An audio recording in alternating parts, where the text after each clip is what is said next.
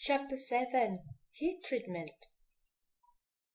In this chapter, we have two topics. The first one is the heat treatment for ferrous alloys, including annealing, normalizing, spheroidizing, quenching, and tempering. On the second topic, we will concentrate on heat treatment for non-ferrous alloys, and that is precipitation hardening. For the learning outcomes, first, students will be able to explain principles and objectives of heat treatment for ferrous and non-ferrous alloys. Second, students will be able to select suitable heat treatment process for metals and alloys. So let's start on the introduction on heat treatment of metals. The main purposes for heat treatment of metals is to improve mechanical properties, mainly on strength, hardness, and ductility, that is for further processing of final product requirement. And with this heat treatment scheme, the alloy with similar composition can be heat treated to obtain various properties that we can use in a wider range of engineering applications. And for the general heat treatment scheme, there are three main steps for heat treatment: heating, soaking, and cooling. And this picture on your right hand side showing the general heat treatment scheme. We have the time on the x-axis and temperature on the y-axis. During the first step of heating, the metal gradually receives the temperature at a predetermined heating rate. For example, 3 Celsius per minute or 5 Celsius per minute, depending on the size and the thickness of the metallic parts. And after that, we're going through soaking or holding, and it is for metal to obtain the uniform temperature throughout its section. So the metal piece is kept at this constant temperature at a certain period of time, in order to make sure that the metal has arrived at the microstructure or the phase that is aimed for. And on the third process of cooling, the cooling rate has to be set up in order to receive the final microstructure of phases in relation to the alloy system and the final property required. And these two pictures show different sizes of the furnace used for heat treatment of metals. The first picture on your left-hand side showing the industrial scale furnaces, that you can notice that the big steel coils are put into the furnace for annealing process. Then the picture on your right-hand side showing the lab-scaled furnace. As you can see that in the furnace, the heating elements provide high temperature to give us the red-hot piece of metal. Then, after soaking for a while, we can then take the piece of metal out for further cooling. The picture above here showing huge furnace that can house big pieces of metal. And after heating for a certain period of time, these pieces of metal will be subject to cooling, and is, for example, subject to water quenching that can offer faster cooling than the ambient temperature. So heat treatment is metal processing that normally employed during or after forming process, that the main purpose is to improve mechanical properties. And if you have a look on this picture, we're starting from metal processing over here. Heat treatment of metal can be employed during or after the process, and that will affect onto mechanical properties by changing the metal microstructures. And with some heat treatment scheme, we can also change the crystal structure of the metal through the phase transformation that will hugely affect the mechanical properties of the metals. For ferrous alloys, the general heat treatment process involved first annealing process that we can obtain recrystallization, and the second general heat treatment is the stress relief, and that the stress obtained from mechanical forming process can be reduced. And for the heat treatment of ferrous alloys aiming for changing the microstructures of the alloys, there are 4 types. First, normalizing, full annealing, spheroidizing, and finally, quenching and tempering. The first general heat treatment process that I'll be talking about is annealing, that is to obtain recrystallization to the microstructure of metals. The main objective is to soften and increase the ductility of a previously strained hardened metal that is obtained from the previous metal forming process. Then the first step, we're going to heat up the metal piece up to the full annealing temperature. And for the steel, the temperature would be around 600 to 650 Celsius. We're holding on to this temperature for a certain period of time until the whole structure reaching the same temperature. Then the metal part is subject to slow cooling, or we can call it furnace cooling. That means we leave the metal part into the furnace without giving in the temperature or switch off the furnace. So there are some considerations that we have to think about when we apply annealing to the metal. First, higher temperature creates more oxidation on the metal surface that need to be get rid of later on in the subsequent process. Second, lower temperature takes longer soaking time, but for too high temperature and too long soaking time, it will lead to grain growth that is not desirable and cause property reduction. So after working process, the strain is introduced. As you can see from this picture, that the metal plate of equiax grain is first rolled to produce elongated grain, as visualized over here. The equiax will be deformed in the direction of working and then forming elongated grain. And you may notice that there are some points of high stress over here, and that the nuclei form at these grain boundaries at points of the maximum stress while experiencing high temperature. And remember that this temperature have to be higher than 60% of the melting point of the metal. And later on, this nuclei will grow into the new grains as the refined grains. So recrystallization takes place at a higher temperature than recovery, which leads to a new formation of grains. And if you recognize this diagram showing the relationship of the mechanical properties such as hardness and strength and also ductility with increasing temperature that the metal has been subject to. Early on in the recovery region, when the temperature is lower than 30% of the melting point of the metal, the grain structure can be seen in this area. The grains recover slightly from the cold working condition. Therefore, the ductility improves a little bit, while the hardness and strength decrease slightly. However, if you notice this internal residual stress, as you can see from the blue line over here, the internal residual stress reduces significantly during the recovery stage. Once we enter the recrystallization region, as you can see in the middle region over here, the hardness and strength reduces significantly as the refined new grains are formed, and that causes the ductility increasing continuously. But once the temperature is too high, we're now entering the grain growth region. As you can see in the yellow line over here, that the grain size increasing very sharply towards the end, and hence the hardness and strength are at minimum. Therefore, the purpose of recrystallization is to obtain the refined new grains with no internal residual stress. Finally, we obtain good ductility with lower strength and hardness. So the condition is good for metal that requires further working operation, such as cold working, for example. Another general heat treatment process is called stress relief. The objective is stress relief is to relieve stress in the workpiece that caused by previous forming, machining, and quenching process. The difference between stress relief and annealing is the level of temperature applied to the metal parts. So in the process, the metal is heated to the recommended temperature and held there for long enough to attain a uniform temperature and finally cooled down to the room temperature in air. So overall, we're heating up and holding for a certain period of time at the recommended temperature, then subject to air cooling. There are several considerations for stress relief. First, distortion and warpage may result if these residual stresses are not removed. So stress relief is a very important process in order to get rid of the residual stress remained in the metal workpiece after forming.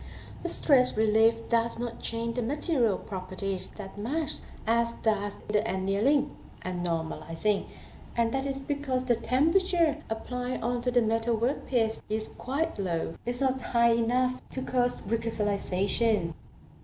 Now we're going to talk about specific heat treatment of ferrous alloys, and to be more specific, of the steel. There are 4 types of heat treatment, which are normalizing, full annealing, spheroidizing, and finally quenching and tempering. And before we're going to talk about these 4 types of heat treatment, I would like to introduce the critical temperatures which are important for heat treatment.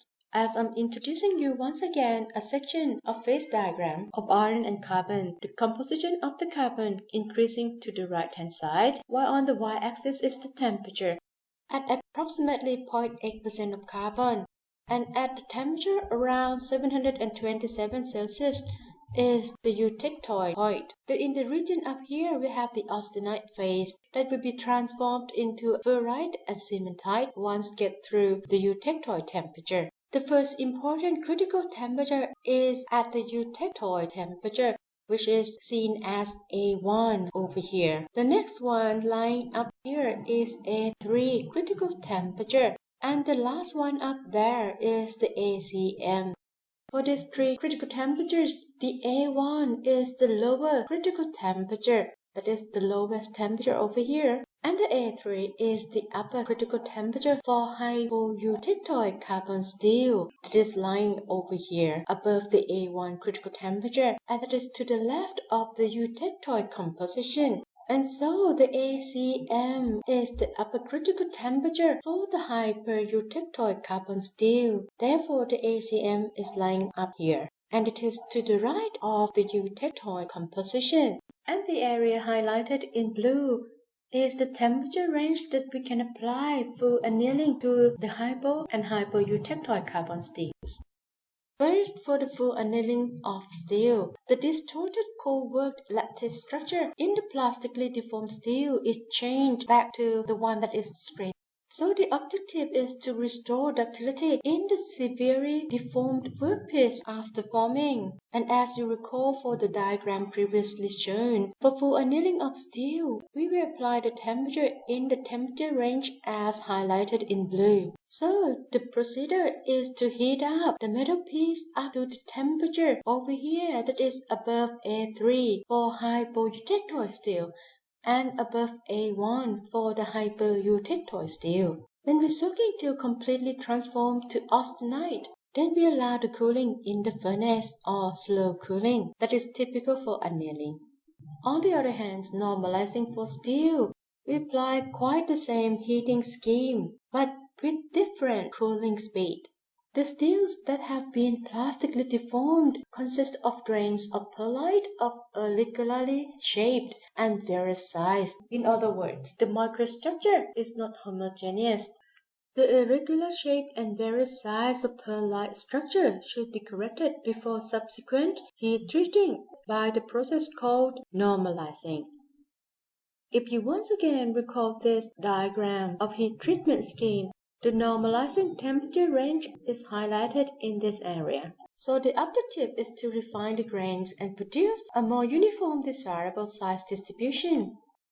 The procedure for normalizing is first to heat up the metal parts above the upper critical temperature up here and soaking for a certain period of time. For hypoeutectoid steel, we are soaking above the A3 critical temperature. And for the hypereutectoid steels, we're soaking above the ACM critical temperature. Once the microstructure completely transformed into austenite, it is called austenitizing. Then the metal is allowed to cool in air or fan cooling, that the cooling speed is much faster than furnace cooling. Both normalizing and full annealing can be applied for steel. As you can see from these pictures, on your right-hand side, the low, medium, and high carbon steels all contain the pearlite structure, and with increasing carbon content, more and more pearlite phase is formed. The pearlite is affected by the cooling rate when transformed from the austenite phase region. As we discussed earlier, that normalizing has a faster cooling rate than full annealing. Therefore, if we compare the pearlite structure obtained from annealing, which is on the left-hand side, to the one that obtained from normalizing on the right-hand side, you can see that the annealed condition gives coarse lamellar pearlite. The alternate layers of pearlite and cementite can be seen as coarse lamellar pearlite. But then if we compare to the normalized condition of pearlite, its lamellar structure is much thinner or finer. In this type, the alternate layers of pearlite and cementite can be seen, and with this coarse and fine pearlite structure will give different mechanical properties to the steel. Normalizing creates higher cooling rate, and that exhibits finer pearlite than that obtained from the full annealing process. In the steel that has been normalized, it then will giving harder, stronger, and also tougher steel. Therefore, normalizing is required to improve the mechanical property of the steel by refining the pearlite structure and give more uniformity of refined pearlite structure after transformed from the austenite phase during cooling. The next heat treatment is spheroidizing of steel, and it is suitable for medium and high carbon steels having microstructure containing even coarse pearlite that may still be too hard to be conveniently machined or plastically deformed. So the objective is to develop spheroidized iron carbide structure, and that is by heating the alloy to the temperature just below the eutectoid temperature, and is normally at 700 Celsius, and the spheroidizing time is in the range of 15 to 25 hours. So this type of heat treatment takes long time, almost a day. The picture up above here reminds you again about the critical temperature. So, according to this picture, we have to heat up the alloy to the temperature below the eutectoid temperature, and that is around 700 Celsius, which is over here. So for the heat treatment scheme, as you can see from here, we're heating up to around 700 Celsius and keep the temperature below the eutectoid temperature for 15 to 25 hours. And that will change the pearlite structure into spheroidized iron carbide. After that, allow to cool down to room temperature. So after spheroidizing of steel, we change the pearlite structure of the medium to high carbon steel into the spheroidized carbon steel, as you can see from the picture on your right hand side. The matrix, as you can see in light, is the ferrite. Therefore, we obtain the softer matrix and the fine spheroidized iron carbide. And if we investigate the spheroidized carbon steel at a much higher magnification, as you can see from this picture, these darker particles are the spheroidized iron carbide that are distributed throughout the softer ferrite matrix. The formation of spheroidized carbide is as a result of long spheroidizing time that allow the carbon in the form of lamellar layer in the pearlite to form this spheroidized particle by the diffusion process. And the last heat treatment for ferrous alloys is the quenching and tempering of steel.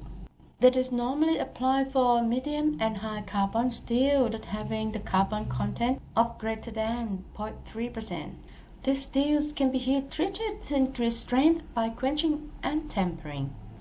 Therefore, the objective is to increase the hardness of the medium and high carbon steels. It means we have to have high enough carbon content of the steel at the first press before we changing the austenite structure into the martensite instead of pearlite. So if you look at the heat treatment scheme in this picture, to do so, we need to heat up the steel to obtain the austenite phase by doing austenitizing. And so the temperature needs to be high enough to enter the austenite phase. And if we look at this picture once again, the medium and high carbon steels starting from 0.3% of carbon here and increasing to the right hand side. So to obtain the austenite phase, we have to heat up above the A3 and the ACM critical temperatures depending on the carbon content. So, authenticizing the steel requires sufficient time before quenching, and that depends on the size of the metallic parts.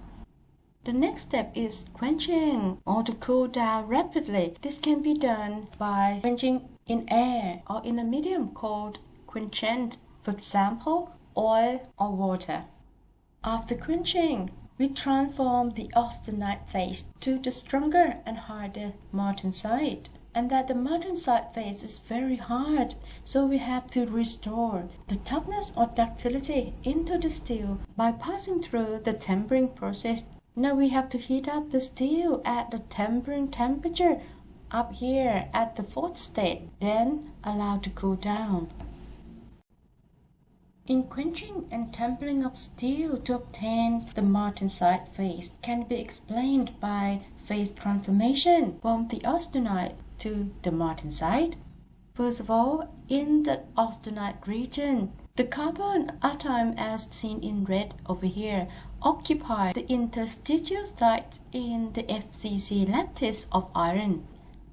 And at high temperature, remember that from the phase diagram of iron and iron carbide, the austenite allowed the carbon to dissolve into its structure up to 2.14% of carbon.